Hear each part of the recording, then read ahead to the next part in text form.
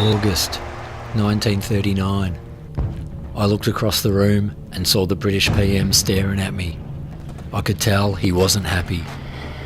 He took me aside and told me in no uncertain terms that he didn't approve of me strategies. I hadn't had a dressing down like that before, but I didn't care. It's what I'd always done, going all the way back to being in the backyard at Mum's, in the western suburbs of Vienna. In my eyes, there was no difference between sneaking over the fence into the Tarczynski's backyard and going into Poland. I knew it would raise some eyebrows, but I had to listen to me gut. It's what I'd always done.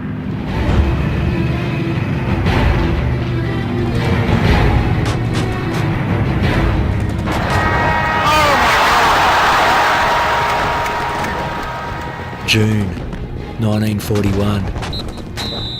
We were scheduled to go up against the Russians next week. They'd had the wood on us in recent times. They were good in the wet, but this was summer, which suited our boys with our fast, attacking style. The plan was to go in hard and get the score on the board early. The Ruskies would have to play catch-up after that. To me, this was no different to being in the backyard at Mum's, in the western suburbs of Vienna, jumping over the fence and nicking cans of oil from the Andropov's shed.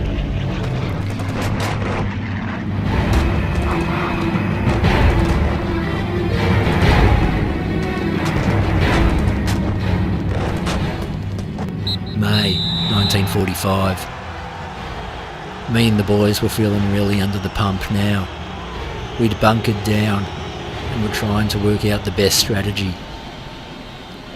All along we vowed to give 110%, which is why we plundered the neighbouring country's resources to get that extra 10%. We'd achieved so much with our never say die attitude. Problem was that the bloody Russians had a die, die, die attitude. And now we had the Brits on the improve as well. It was our home turf, but they travelled well. Plus, they had the benefit of top picks in the American draft. I hated to admit it, but maybe it was time to reconsider our never say die attitude. My mind was cast back to the backyard at Mum's, in the western suburbs of Vienna, when I was hiding out from Mr. Andropov and Mr. Hopkins, who both reckoned I'd busted their letterboxes and vandalised their front yard. For the first time, I started to think that maybe some of those knockers in the media were right, that I really was in the twilight of my career, and it was time to hang up the boots.